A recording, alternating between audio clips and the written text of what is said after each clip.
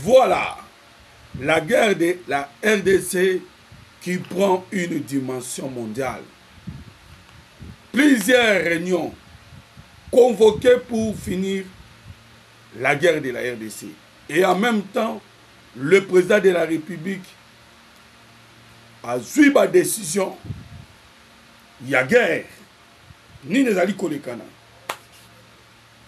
Moté bana mboka sont de Congo ou vous allez sont de partout. Bonjour. Ça dépend où vous allez kwanda biso. Ndenge to uti ko annoncer bino que guerre ya RDC est une dimension mondiale. Ndenge to koloba na moment oyo. Bitumba ya Congo est commis koloba mamkili mobimba. Parce que tous les pays dans le monde vont se mobiliser. Et surtout parce que Maman Thérèse Kaikwamba a côté qui réunion au Conseil de sécurité 2 fois la semaine dernière pour na makambotali Goma. Parce que Paul Kagame n'engé tout ay koloba ay ko jouer dernière carte. Et dernière carte na ya ay ko jouer et ay kaka pour azwa la ville de Goma. Parce qu'il y a kanaki qui à tout prix faut azwa. Et voilà maintenant cause de la ville de Goma et comme lié sur cette victoire rapide au Yaluka qui à tout prix bah incendie de Salami. Parce que y a eu carnage, il y a armée rwandaise dans le sol de Goma. Batou ba koufi et béré balambo Congo. Je sais que les alliés copés ça batou béré kanda. Pour la commune en dengeni de Congo là, les alliés koufa na mabélé nae. Mais moi l'amboka Congo, il s'agit d'un complot international. Ouato koloba particulièrement des entreprises oyo bayaka copier ba minéraux na SARDC.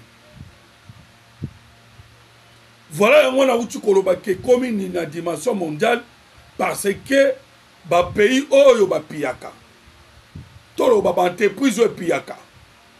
Ezali ba pays occidental. Ba politique na bango ba komi ko sentir effondrement. Mwana mboka guerre oyo tozali koloba.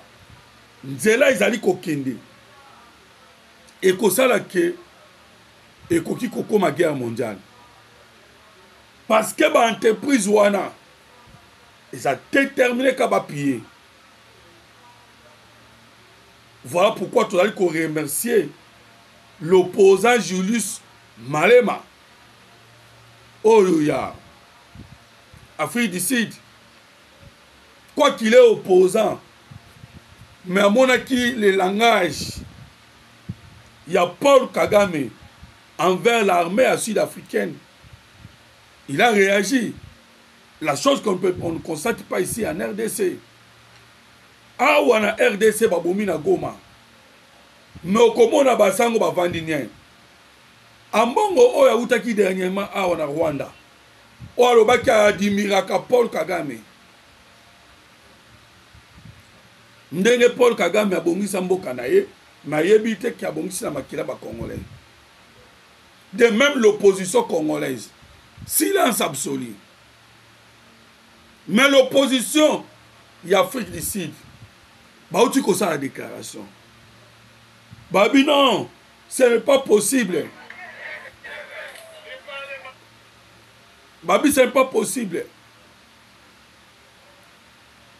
Ils ont même dénoncé parce que Balobi et que les entreprises, ils allaient à niveau à 200 entreprises. Il y a Grande-Bretagne, Belgique, États-Unis d'Amérique. Oh, il y a le pillage. Il y a des minéraux, il y a SARDC. Voilà pourquoi on sentit que Bazali ko bougeté. Ils n'ont pas pu sanctionner les Rwandais. Nakata makambo yo uchoyoka. Carnage, plus de 700 morts banambo wa Congo bakufi na Goma. Et c'est la complicité pe ya banambo wa Congo. Il faut tout le belango parce que il y a eu à peu près 4 éléments si je ne me trompe pas. Oh, ça dit que Villa Goma est tombé. Il y a des bossos, ils allaient dans une corruption. Bah, il y a qui n'a pas mbongo fabriqué aux États-Unis d'Amérique, mbongo ya dollar, il y a sika et belé, bah, il y a qu'on corrompre, bah, Ouazalendo. Na ba on ne soit pas qu'on travaille dans le Nord Kivu. Il y a eu corruption. Premier élément. Deuxième élément, où il que Villa Goma est tombé. Il y a unité à ma force. Il y a Afrique, il y a plutôt, il y a Ouganda, il y a Rwanda, il y a Sud-Soudan, il y a Kenya. Basangisi batona pour passer à la agression. Troisième élément, faire Koko Tchabamona Goma. Congo. C'est le soutien de la France pour livrer la guerre électronique. Kamikaze. Voilà mon que les FARDC ne pouvaient pas parce qu'il y avait la trahison au Kota qui déjà na kati. Voilà mon élément où il qui vit la gomme. Et de notre part, Père Okuta, déjà ba infiltrer biso mutuba pesier même minéré plutôt même minduki il a dali ko détourner mbongo ya ration.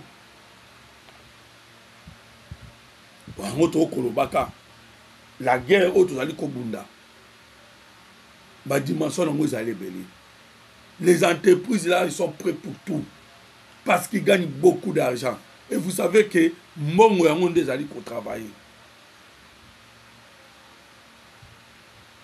Lobby, Sami et Kotaki, réunion. Sadek. Sadek, pas Kotaki, réunion.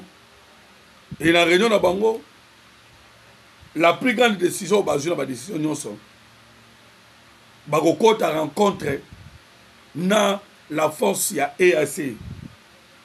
Mais force ya EAC au Bagoko a réunion. Balobi déjà baligné, balimite ses alliés. C'est sûr, Bagoko a réunion par rapport ya processus ya Luanda na Nairobi. Voilà. Malgré Boyokaki EAC. Bango Bako Sounyaka, dialogue direct. Mais pourtant, la RDS a dit non. La question des groupes armés, et c'est que nous avons traité dans Nairobi. Parce que c'est dans Nairobi, nous déplaçons où on va traiter mon groupe armé, y compris les M23. Le gouvernement congolais de Hassan Dimakian. Mais Kuna et Zalinde, cantonnement. D'abord, désarmement, démobilisation, cantonnement, et puis bayako réinsérer bango nakatia société. Wanande makambu ya Nairobi. Makambu ya Luanda, c'est pour traiter le dossier. Il y a sorti un militaire rwandais sur le sol congolais. Na dossier à ba FDLR. O Kagame Tchaka Makelele chaque jour. Voilà qui sikoyo Sadek Bakokuta Nana EAC Namikole Koyao. Mais en entre-temps, le ministre de la Défense, malgré les critiques au Baoute Kosala, à son encontre, le ministre de la Défense, écoutant ses propos, la RDC a déjà commencé la guerre. Voilà pourquoi lobby dans le Conseil des ministres, le président de la République a pris plusieurs décisions par rapport à la guerre. Et lobby est tout le monde dans Sud Kivu. Parce qu'il y a un ennemi qui est à la Sud Kivu. Maintenant, il faut qu'on repousse. Et lobby, le général Somo Kakule a pris ses fonctions comme étant le gouverneur militaire à Nord Kivu. Pour qu'il y ait Abanda, Ndengenini Abanda Moussala. Mais l'objectif principal, c'est la récupération parce qu'à l'Obakiamo, la reconquête de tous nos territoires. Oh, ils allaient occupés par les M23 et les Rwandais. Mais il y a une décision, le président de la République a joué.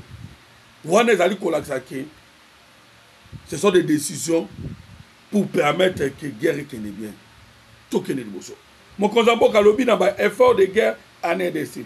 La suspension de mission, il y a évacuation sanitaire à l'étranger non essentielle. Oh, bah, ministre, c'est fini. Restons ici, combattons. Oh, tant que le traitement passe. Non, non, non.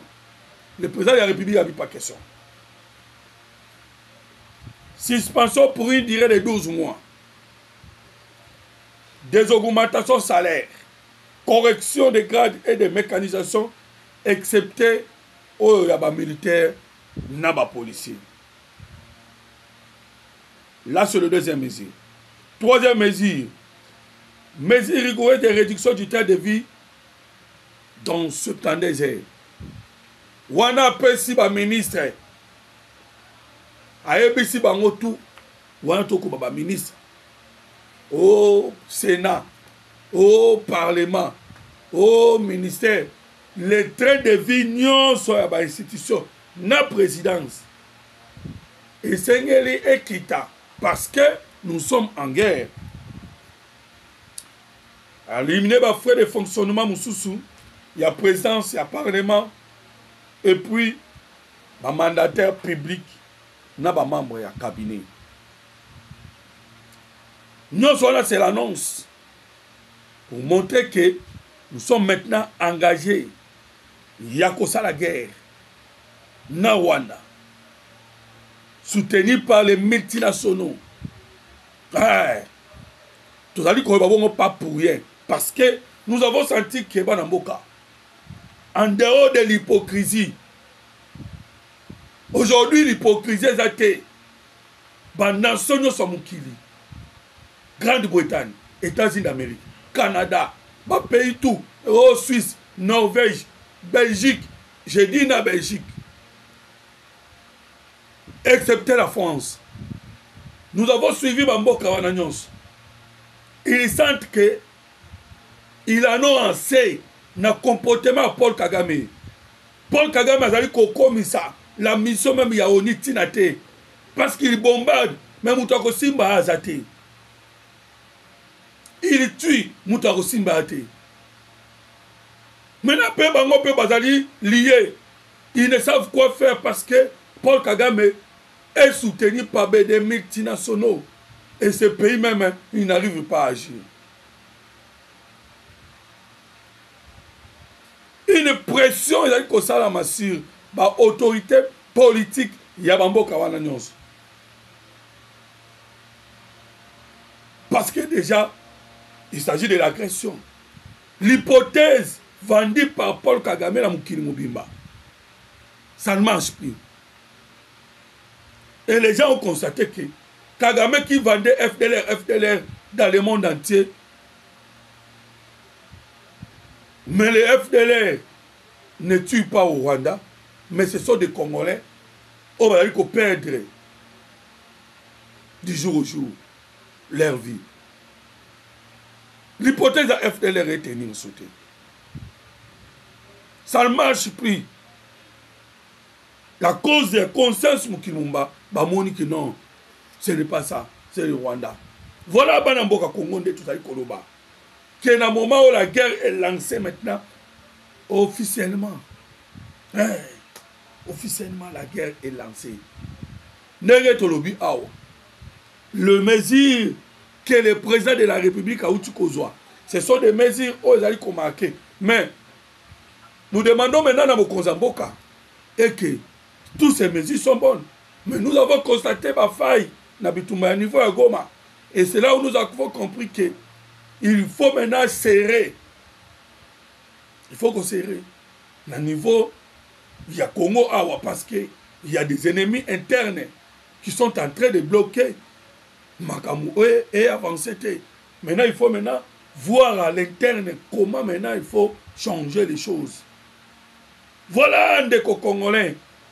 Continuez Kolanda Bisso. Na fati les news pour que vous ayez information. Peu d'analyse au état de Makambuya. Mboka Congo. Mboka Nabino, Mboka Nabiso. Ndenge tolobi ke mikolo oyo. Nous avons commis aussi l'erreur. Il y a beaucoup de communication avec des images. Au Rwanda, des images pour les utiliser. Alors, Bon, continuez à suivre Bisso. S'il y a des questions, vous pouvez toujours nous poser au travers de WhatsApp.